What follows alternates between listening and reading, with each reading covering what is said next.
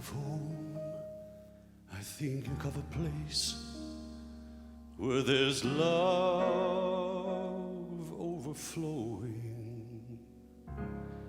I wish I was home, I wish I was back there with the things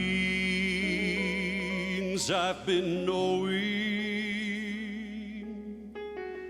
Wind that makes the tall grass bend into leaning.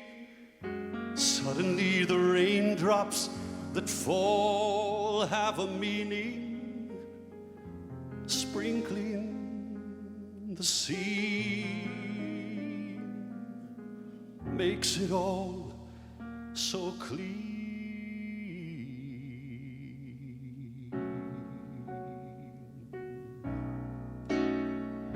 Maybe there's a chance for me to go back now that I have some direction. It sure would be nice to be back home where there's love and affection, and just maybe I can convince time to slow up, giving me enough time in my life to grow up. Time, be my friend, let me start again.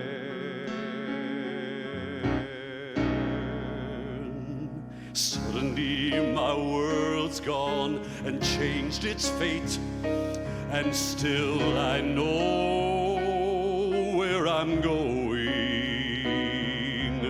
I have had my mind spun around in space, and I've watched it growing. Oh, and if you're listening, God, please don't make it hard to know if we should believe the things that we see. Tell us, should we try and stay, or should we run away? Or would it be better just to let things be? Oh, living here in this brand new world, it might be a fantasy, but it's taught me to love. So it's real, it's real, it's real to me. I've learned that we must look inside our hearts to find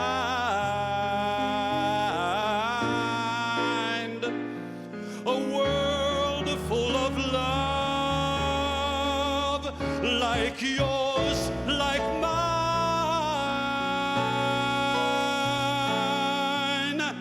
like home.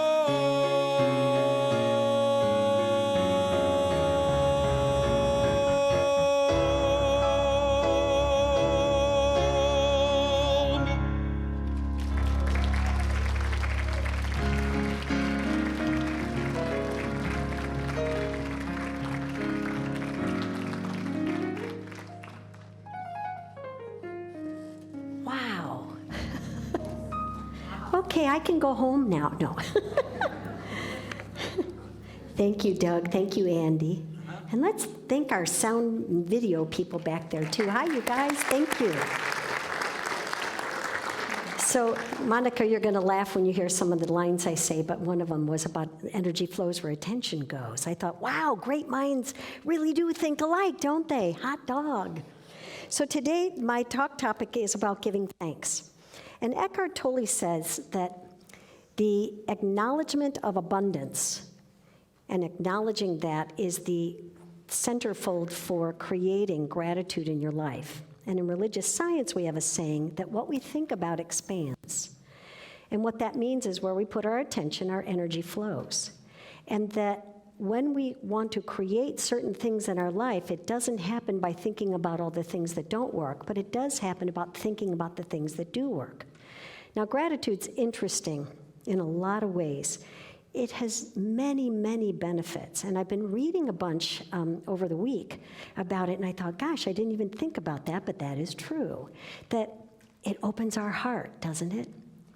It gets us out of our wantitis, although we are surviving Black Friday. And so there may be, ooh, look at that, but it gets us out of our wantitis. It gets us to appreciate the now. And it gets us to rethink our memories, doesn't it? When we look back and think about things that we're grateful for. And it gets us on the right track. So Thanksgiving just happened, and everybody, how many have leftovers? I do not, because I was in Chicago, so they got to keep all the leftovers. But when Thanksgiving, we were all preparing for Thanksgiving, and I have my brother and his side of the family and this person's side of the family, and everybody's figuring out who's going where, and everybody's scurrying around, are you gonna get this item, you're gonna get that, who's going where, who's bringing what, da-da-da-da-da. So, the best laid plans. Okay, the best laid plans. So I was with my sister and her husband, and we had dinner the day before with half family and dinner the next night with everybody, and so we're just planning our thing. Now, I see myself as the mashed potato queen, okay? I am the queen of mashed potatoes. However, I must concede that my sister got that title long before I did. So I said, all right, I'm willing to share it, but she actually has held that title longer. So here we are, Thanksgiving, and she's making the mashed potatoes. Now this problem I'm going to use a Mark joke now. This may seem like small potatoes, but think about it in terms of gratitude, okay? So she's making the mashed potatoes, and she's all ready. She's like the queen. She makes them, drains them, pours the milk in, the butter, and she goes to mush them. And some of them, the ones at the bottom, were not mashable. They were hard as a rock. So she's like, what do I do? She's asking her husband. He goes, I don't know, maybe start over. She's like, we used all the potatoes. So she's mashing and mashing. Well, end of story is she's trying to figure out this dilemma. Meanwhile, we get a call from my brother and his daughter and 3 kids and husband. One of them comes down with an illness, and then the other one's starting to feel bad, and the other one's starting to feel bad. So now she can't go to Thanksgiving, and everything she was going to bring, somebody had to fill in the blanks there. And the point being that, all the preparing that we do, sometimes it's important to prepare for gratitude, to be thankful, do the best you can, rejoice in it, and let it be. Let God get the rest. Just your and my assignment is to just prepare our mental attitude, our thought pattern, our attention for the day, and set it up and say, how is it that I want things to turn out, and what am I going to be open and receptive to? And the moment we do that, we don't have to worry about the how anymore. Right? We're just going to let things happen. And the upshot is my sister's mashed potatoes were still amazing, so she got to keep the mashed potato queen crown. And my niece, unbeknownst to her, whipped up a turkey and all the fixins dinner for her kids that she didn't even know she had the capability of doing. So see, it all worked out. But when you let it go, and you let God, and you let it happen, and you come from that place of, okay, I'm just going to let it be and know what it is, and it'll happen. So when I was in Chicago, I knew I was going to be speaking today, and this thought just kept coming to me about geese. And I thought, what is going on about geese? So I thought, I don't know. So then when you're in Chicago, there's a lot of geese that fly over. And I kept looking up at these geese going, all right, I get the message, God. I get the message. I'm supposed to talk about geese. I thought, how am I going to fit that into a talk about giving thanks? Well, then I started reading about geese, and they're fascinating. And I think we're very much like geese. Or we should be, at least. We should be as smart as them. So they fly in a V formation, right? And we know that the head goose, he's got the brunt of everything. And the wingmen that are all off to the side, they're still leaders as well, but they're helping that lead guy keep in formation. And they're helping him by not only creating a draft, but so sometimes the flocks are really huge. I mean, we saw some huge ones there flying over. I don't know where they were going. Someone's house for Thanksgiving, I'm sure. They forgot the mashed potatoes or something. But they were flying, and it's amazing. It's not only that they fly in formation, but the other ones support the head one. And they all create this lift to make it easier for everybody to fly. And another thing they do is they honk. And boy, do they honk. They're honking, honking, honking. I thought, yeah, I know how you feel on that one. But when they honk, Scientists think, oh, it's to encourage the lead guy to keep going, keep the speed up, keep it all, and regulate the speed, and everybody's, it's all to encourage, though, and to create this sense of oneness together. And they're all like, the one guy gets tired, he floats back, and the next one goes in. Now, another interesting thing is that when one of the geese gets sick and he goes down, 2 of the geese go with him and stay with him, help him out. And then when he's all ready, then the 3 of them come back so they can form their little V and get back into the formation. And another thing that's interesting is when one of them breaks away and goes by himself and says, I think I can do this all by myself, guess what? He finds out very rapidly that it's tough to fly in that altitude and that wind all by himself. You like that? I'm flying here. So it's hard to do it by himself, and he quickly gets back in the formation again. And the point is that honking is about keep it going. Don't forget who you are. Don't forget about your greatness.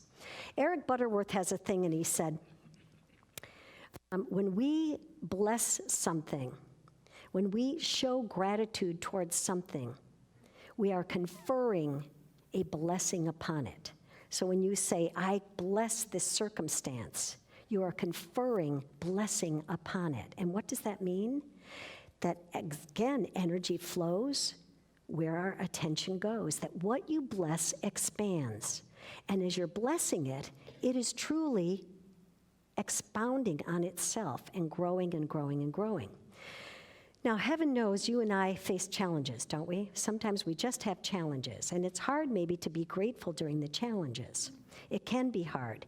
But when we look at that everything that we create is by right of our consciousness, and it doesn't mean that you are in bad form or that you are, you're out of sorts or anything like that. It's not to make you look bad or to confirm your lack of goodness or anything else. What it's there to remind you of, hey, you know what? You got a little off course there. You got a little away from who you really are in truth. So get back on course. So when you're struggling with the challenge, it may be hard to be grateful for it. But the thing is if you look at it as, okay, what's the gift here? What's this incident trying to show me? What's this experience? What's this nasty person in my experience trying to show me about who I am? And not make anybody wrong, but to bless them all and say, what's the gift here? Where do I get to go next with this? And what it does is remind us, we are not controlled by our conditions. Our conditions are actually an illusion. Now you may say, oh, Reverend Mary, my broken ankle is not an illusion, it's a real deal. But it's not saying to turn away from the illusion. It's saying, now you get the opportunity to tune into what's the truth of your being? What's the sense of all sufficiency that exists? And how do we dial back into that? Because remembering that it's like I of myself do nothing. The universe is always there to support us at the level that we are operating at. It's Marcel Proust, and who was a quantum physicist. He said, when you change the way you look at things, the things you look at will change. Now, it doesn't mean that you're going in there and mustering around and mashing your potatoes to make sure they work. But it's saying when you change the way you look at things, like when you see it as a gift instead of as a setback, you say, wow, things really are for good. They are for my good. When there's a saying in the Bible and it says, in all things be grateful. It doesn't say for all things. Feel the difference? In all things be grateful. Well, how do you be grateful about a broken ankle? My sister's friend has a double broken ankle. How do you be grateful for a broken ankle? No, you're grateful for the opportunity to shift that thinking and say, wow, I can now know that God, by means of me, is operating this sense of all sufficiency. It's not that God is powerful, God is power. It's not that God is loving, it's God is love. When we dial into that allness, that all-sufficiency, we prepare, like we prepare our Thanksgiving meal, we prepare our consciousness to say, I am now open and receptive to knowing the divine solution, and I don't have to figure out the how. Now, you may say, you know what? All this stuff is wonderful, and I can say all these positive affirmations, but I need $1,000 to pay my rent. How am I going to do that? I'm not going to sit there and wish that away. I need $1,000. Well, that's your opportunity to say, you know what? There's an all-sufficiency in the universe, and all I need to do is align myself with that awareness of what I already am. So it's aligning with the truth.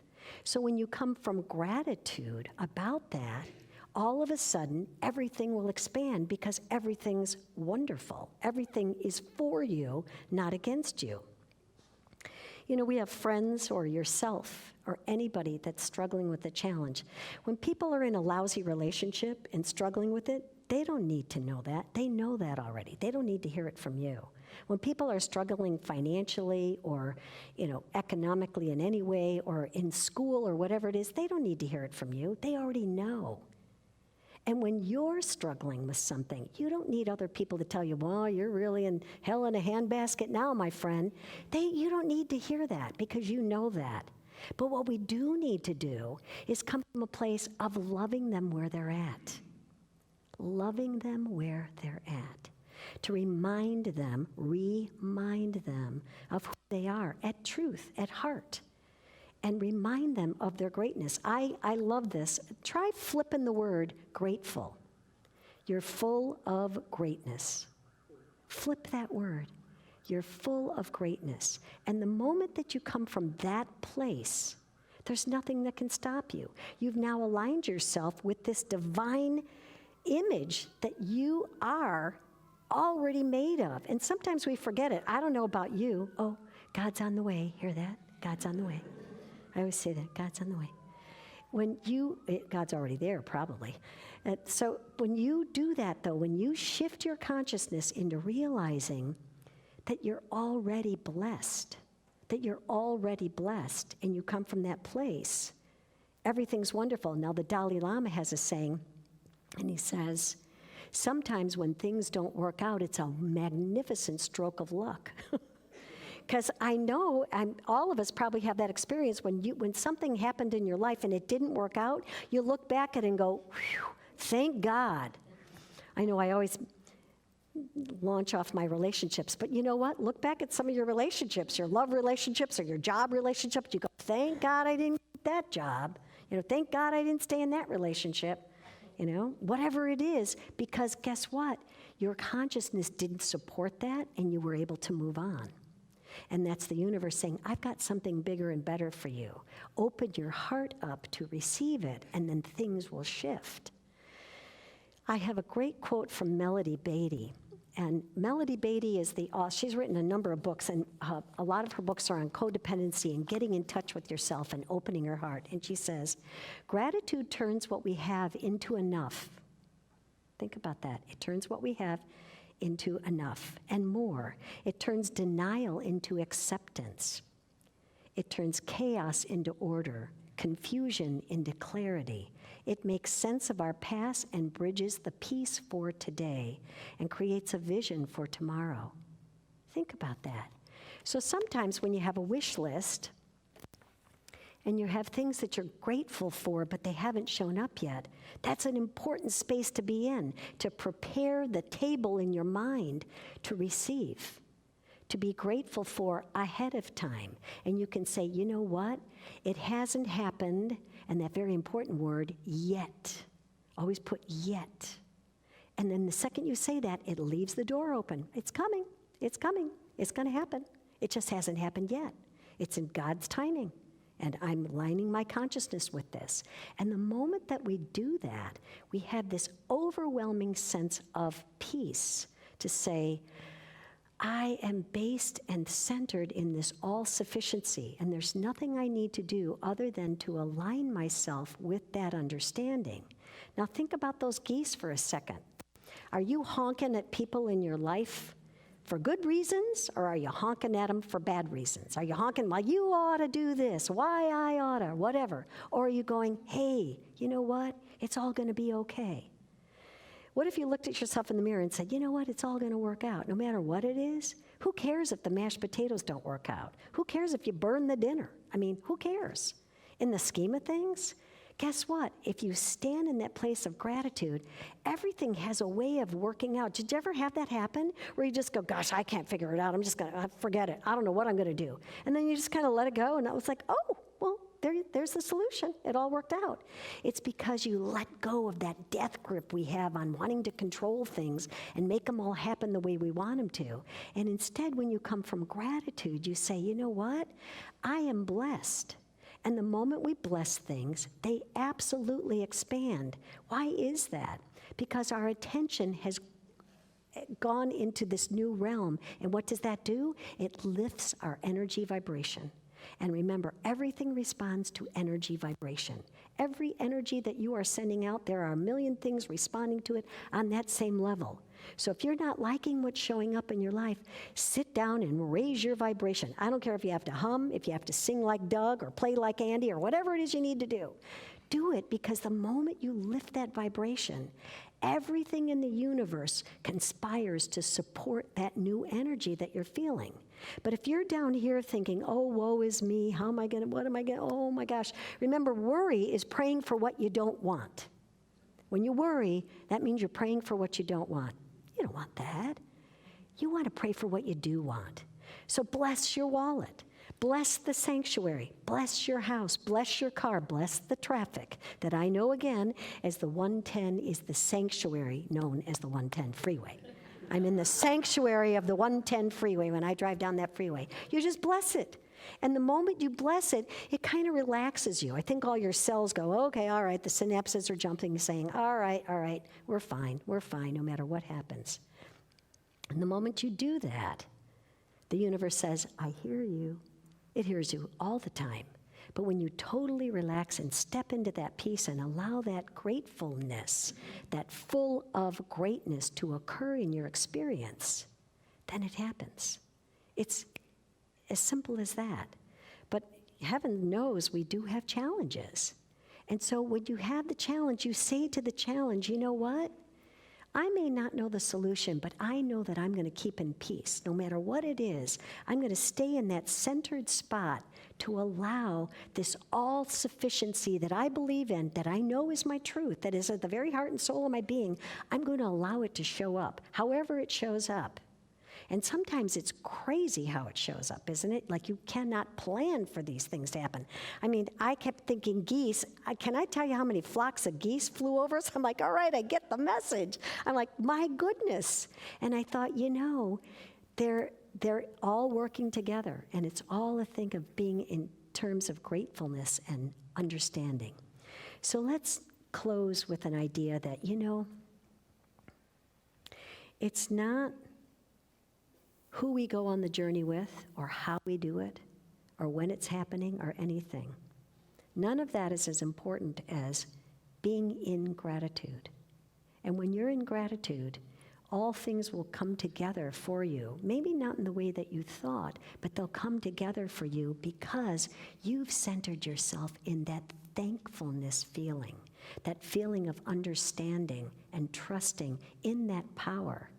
And trusting in that ability to know that truth for yourself, not only for yourself, but for everyone in your experience. We all know those people that we're around, that when they're okay in their own skin, you feel okay in your own skin because they're okay. But get around a tense person and all of a sudden you're like, you're at high anxiety level.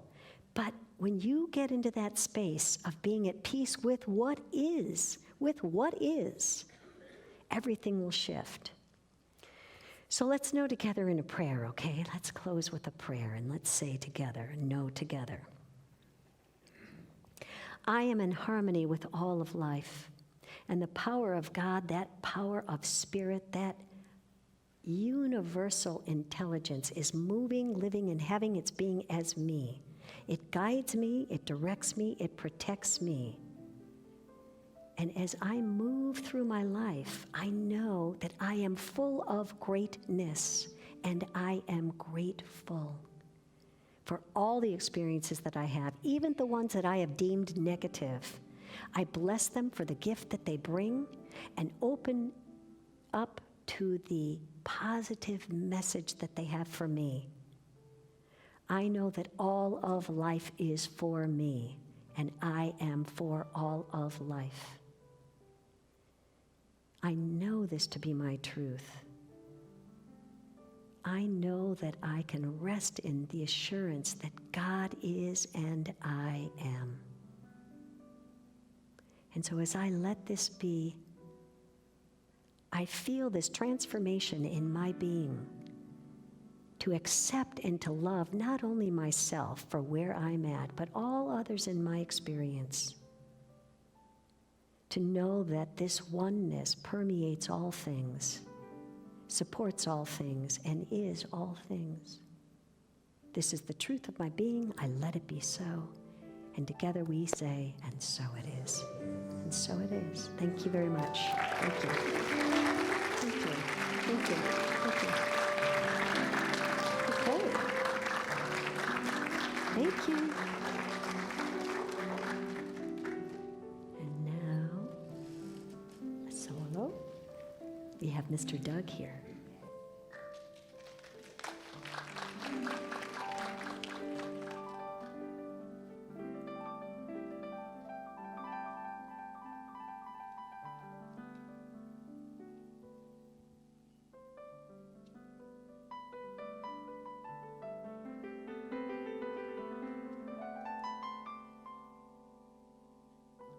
It's a world of laughter, a world of tears. It's a world of hopes and a world of fears. There's so much that we share that it's time we're aware. It's a small world after all. Sometimes you're happy, and sometimes you're sad. But the world goes round, and sometimes you lose every nickel you had. But the world goes round. Sometimes your dreams get broken in pieces, that shouldn't alter a thing. Take it from me, there's still going to be a summer, a winter, a fall, and a spring. Oh, sometimes a friend starts treating you bad, but the world goes around, and sometimes your heart breaks with a deafening sound. Somebody loses and somebody wins, and one day it's kicks, then it's kicks in the shins. But the planet spins and the world goes round and round and round and round and round. The world goes round and round and round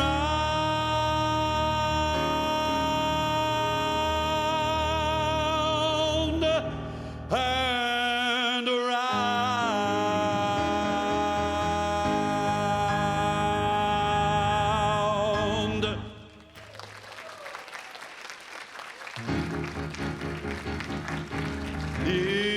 It's a small world after all. It's a small world after all.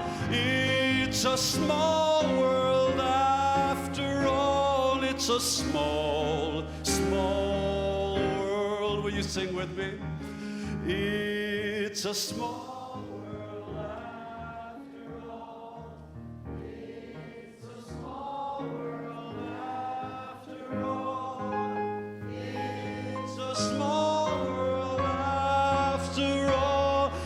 It's a small, small world.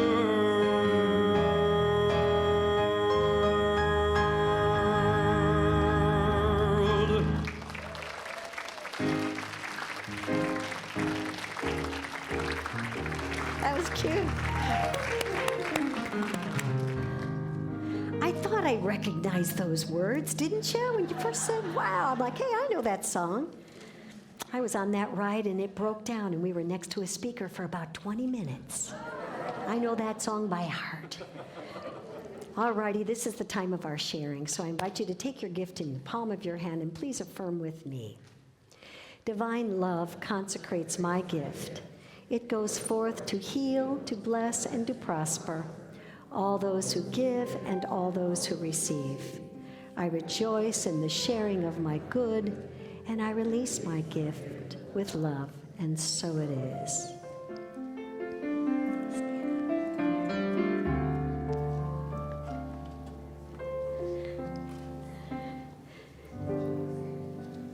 Gratitude before me, gratitude behind me, gratitude to the left of me, gratitude to the right of me, gratitude above me, gratitude below me, gratitude within me, gratitude all around me. I'm so grateful. I'm so grateful. I'm so grateful. I'm so grateful. I'm so grateful. I'm so grateful. I'm so grateful. I'm so grateful. I'm so grateful. Awesome. All righty. This is the time I invite the ministers and practitioners to come up and to remind you that if you're struggling with anything, make yourself available to prayer treatment. It does wonders for you and shifts your life and transforms it into wondrous ways. And so we are knowing today. Do you feel the love in the sanctuary? I feel that. I feel that love vibration. Let's know that together. Let's know that truth. Let's be full of greatness and grateful for the goodness in our lives, for the bounty that we have, for this blessed nation that we live in. And let us know that love is all there is, and so it is. And now we'll stand and have our peace song.